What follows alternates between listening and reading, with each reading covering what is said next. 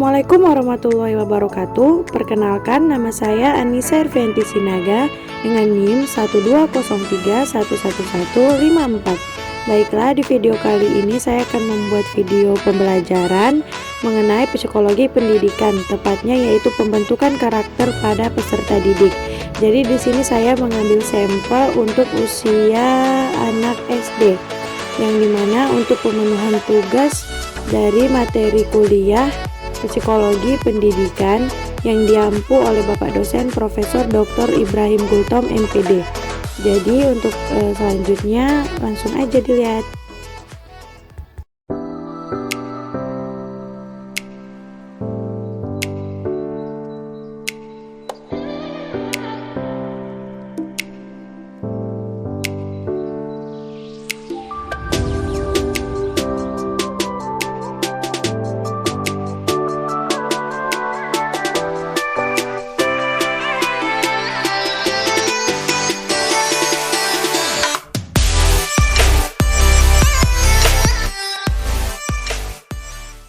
Assalamualaikum warahmatullahi wabarakatuh.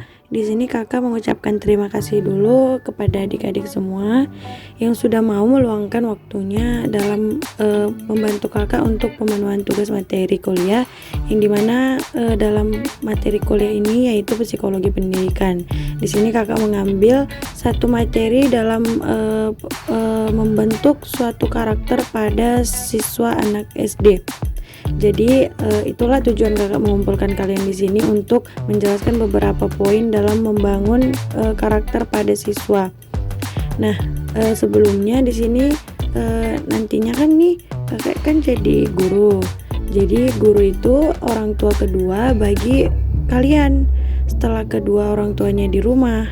Jadi sewajarnya guru yaitu dia punya peran penting dalam memberikan ilmu dan memberikan bekal kepada para siswanya nantinya. Jadi ya itulah betapa pentingnya peran yang dimiliki, sehingga nantinya guru ini dinilai sebagai sosok berpendidikan yang diharapkan mampu mendidik anak bangsa untuk di masa depan. Lalu tidak hanya itu, guru juga bukan hanya sekedar mendidik dan memberikan materi. Di sini guru juga harus bisa menanamkan nilai-nilai positif pada siswanya, karena guru ini adalah role bagi para siswanya.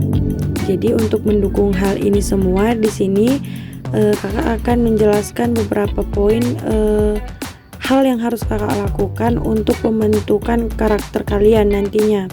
Karena di sini nanti kakak harus bisa memahami karakter semua siswa yang kakak ajar. Di sini kakak akan memberikan beberapa poin yang nantinya akan kakak terapkan di SD, di sekolah. Jadi yang pertama itu kakak harus bisa menjadi contoh bagi siswa. Kakak harus bisa dicontoh oleh siswa kakak. Yang pertama yaitu kakak harus bisa dipandang sebagai orang tua yang lebih dewasa oleh para siswanya. Hal itu siswa menilai gurunya itu sebagai contoh dalam bertindak dan berperilaku. Jadi guru itu harus dituntut pandai dalam menjaga sikap agar siswa nantinya juga bisa mencontoh kakak gitu. Jadi yang kedua itu menjadi apresiator. Yang maksudnya itu kakak di sini bukan hanya sekedar mementingkan nilai akademis saja, tetapi juga mengapresiasi usaha siswanya.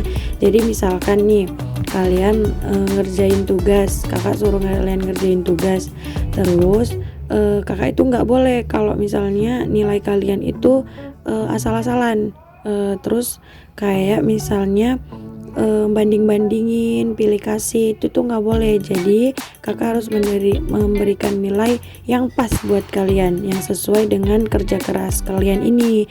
Jadi nantinya kalian itu nggak ngerasa ibu ini pilih kasih ya, ibu ini sama dia kayak gini ya. Nah, jadi itu nggak boleh.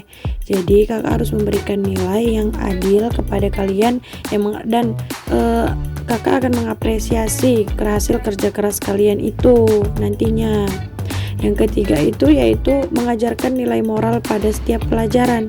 Jadi misalkan nih Seperti misalnya di pelajaran PKN nanti, kakak akan mengajarkan beberapa nilai moral kepada kalian agar bisa kalian terapkan di dalam masyarakat. Karena di jiwa sosial kita itu akan berkembang nantinya di masyarakat setempat. Misalkan nih, saat pelajaran lain saja seperti mengajar matematika, kakak itu nggak boleh cuman memberikan rumus dan mengajarkannya sama kalian. Jadi kakak itu harus bisa mengajarkan beberapa memasukkan poin-poin nilai kehidupan, seperti dengan mengajarkan soal matematika, kita itu bisa belajar untuk bersabar dan berusaha untuk memecahkan suatu masalah dengan mengasah logika berpikir. Jadi kakak itu tidak hanya sekedar memberikan rumus saja, tetapi kakak bisa memberikan beberapa arahan atau poin-poin masukan-masukan yang bisa kalian terapkan nantinya. Jadi tidak hanya sekedar belajar seperti biasa, tetapi dalam pelajaran itu juga ada hal-hal yang harus diterapkan seperti itu. Nah, poin yang selanjutnya yaitu bersikap jujur dan terbuka pada kesalahan. Di sini guru itu juga sama seperti kalian, sehingga satu sama lain itu nggak akan luput dari namanya kesalahan. Meski tidak pernah berniat melakukan itu atau tanpa sengaja, misalkan suatu ketika guru datang terlambat, salah dalam mengoreksi jawaban siswa. Nah, untuk memberikan contoh yang baik, jadi di sini guru itu harus mengakui kesalahan yang dibuat sekecil apapun itu.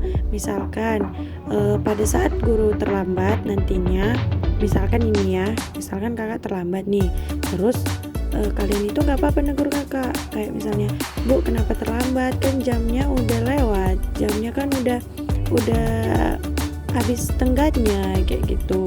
Jadi gak apa-apa ditegur, tapi tegurannya itu tidak boleh menggunakan kata-kata yang tidak sopan, harus sopan.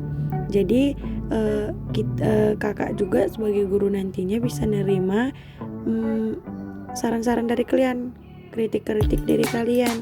Kakak nggak boleh marah, jadi kakak itu harus terima bilang kayak gitu, karena manapun namanya kakak salah ya harus ditegur seperti itu. Nah, selanjutnya yaitu mengajarkan sopan santun. Hal yang sering luput nih diajarin di sekolah itu bagaimana cara bersikap sopan santun. Mungkin kedengarannya itu kayak biasa aja, sederhana, tapi ini merupakan hal penting yang layak diajarkan kepada kalian nantinya untuk menjaga sikap dan mengetahui mana yang benar, mana yang salah. Tidak jarang guru menemui siswa yang bersikap tidak sopan hanya karena mereka tidak tahu bagaimana cara bersikap yang baik dan benar. Jadi misalnya di sini di satu sekolah kakak nemuin satu siswa yang kurang baik atau kurang sopan. Dan di sini kakak harus bisa untuk mengoreksi sikap dia yang salah tadi. Gak usah dimarahin, kayak cukup mengingatkan saja bahwa sikapnya itu kurang baik dan berikan dia alternatif tindakan lain yang lebih positif. Gunakan pendekatan yang seperti mengandalkan pendekatan yang halus namun mengena.